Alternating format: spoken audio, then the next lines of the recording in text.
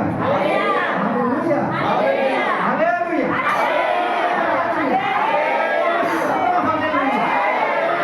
কেন হালেলুয়া? এখানে ঈশ্বর আরেকটি বাক্য দিয়েছেন, এখানে কারণ দিয়েছেন। কি লিখেছেন? কারণ। এই কারণের জন্য ঈশ্বরকে হালেলুয়া, হালেলুয়া। কারণ তিনি আমাকে ভালোবেসেছেন, হালেলুয়া। কারণ ঈশ্বর জগৎকে ভালোবেসেছেন, আমাকে ভালোবেসেছেন, তার পুত্রকে দান করেছেন যেন আমি তাকে বিশ্বাস করি আর উদ্ধার পাই, হালেলুয়া। আর এখানে কি কারণ বলেছে? কারণ আদমে 22 পদে এই কারণের জন্য হালেলুয়া।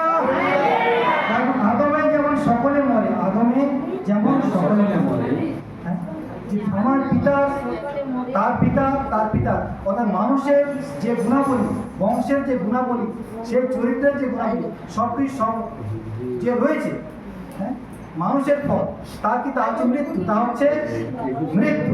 আদমের ফল কি হচ্ছে? মৃত্যু।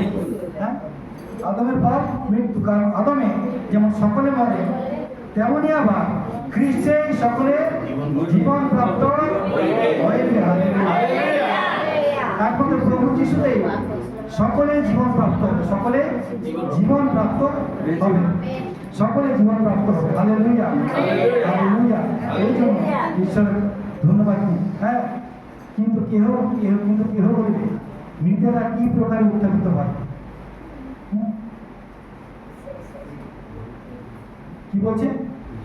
যে খ্রিস্টের সবাই জীবন প্রাপ্ত হইবে, আমরা সবাই খ্রিস্টের দ্বারা জীবন প্রাপ্ত হব।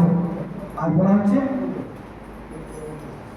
মৃতেরা যদি উত্থাপিত না হয়, আর যদি মৃত্যু, যদি উত্থান পুনরুত্থান কিছু নেই, এই মৃত্যুতে যদি সব শেষ, আসলাম, জন্মগ্রহণ করলাম আর মৃত্যুবরণ করলাম, এতে যদি সব শেষ হয়, তিনি কি বলছেন?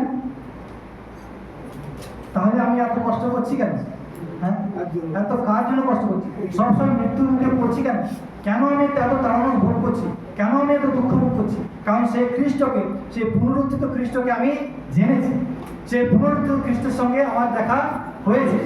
সেই পুনরুত্থিত খ্রিস্ট আজকে আমাকে এবং আপনাকে দেখা দিতে চান, তার বাক্যের মাধ্যমে তিনি কথা বলতে চান, তার বাক্যের মাধ্যমে সেই বিশ্বাস আপনার অন্তঃকরণে প্রতীত করে দিতে চান যে তিনি পুনরুত্থিত খ্রিস্ট, তিনি পরিবর্তনকারী খ্রিস্ট, তিনি জীবিত খ্রিস্ট, তিনি সর্ব কিছু থেকে উদ্ধারকারী খ্রিস্ট। হ্যাঁ, বলছেন মৃতেরা যদি উত্থাপিত না হয়, 32 শেষাংশ, মৃতেরা যদি উত্থাপিত না হয়, যদি এই মৃত্যু যদি শেষ, তারপর কিছু নেই, তখন বলছে আইসো আমরা ভোজন পান করি, কেননা করলো মরিব। তিনি বলছেন আইসো আমরা ভোজন পান করি, কেননা করলো কালকে মারা যাবে, মরিব। এটা পুরাতন নিয়মে লেখা রয়েছে। যে আমরা ভোজন পান করি, হ্যাঁ, ঈশ্বর দেখেন না, ঈশ্বর কিছু করেন না, এরপরে আর কিছু নেই। হ্যাঁ, ভোজন পান করি, আনন্দ করি, উল্লাস করি।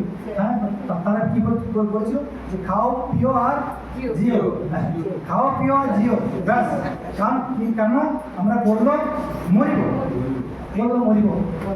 হ্যাঁ, কিন্তু তিনি সেরকম কিন্তু নয়, খ্রিস্ট হিসেবে দিয়েছেন।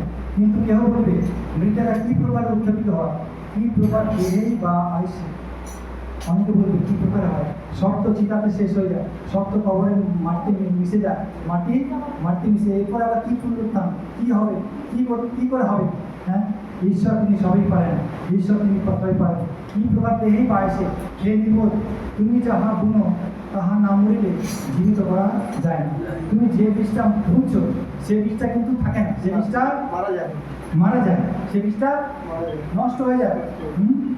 তুমি যে বীজটা মাটিতে ফেলছো সেই বীজটা কিন্তু নষ্ট হয়ে যায়, সেই বীজটা নষ্ট হয়ে যায়, আর সেখান থেকে নতুন শরীর সৃষ্টি হয়।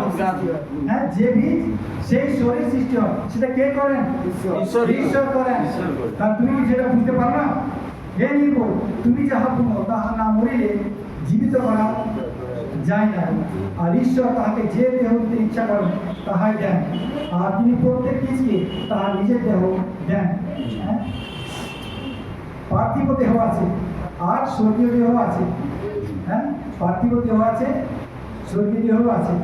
তারপর আছে আমরা যেমন সেই মৃন্ময়ের প্রতিমূর্তি ধারণ করেছি, আমরা যেমন সেই আদমের প্রতিমূর্তি ধারণ করেছি, 49 পদ, তেমনি সেই স্বর্গীয় ব্যক্তির প্রতিমূর্তিও ধারণ করিব।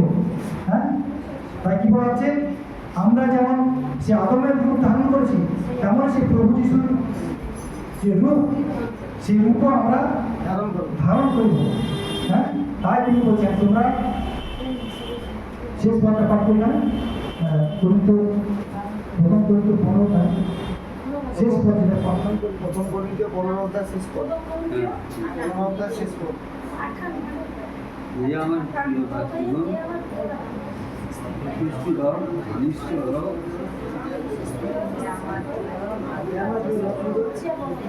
পঞ্চান্ন, মৃত্যু জয় কবলিত হইল, মৃত্যু তোমার ভুল কোথায়?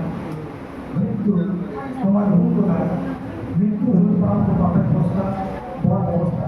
কিন্তু ঈশ্বর ধন্যবাদ হোক, তিনি আমাদের প্রভু যীশু খ্রিস্ট দ্বারা আমাদেরকে জয় প্রদান করেন। ঈশ্বর প্রভু যীশু খ্রিস্ট দ্বারা আমাদেরকে জয় প্রদান করেন, মন্দের উপর, পাপের উপর এবং মৃত্যুর উপর। তিনি যেমন জয় করেছেন, আমাদেরকেও সেই জয় তিনি প্রদান করেন। আর এখানে বলা হচ্ছে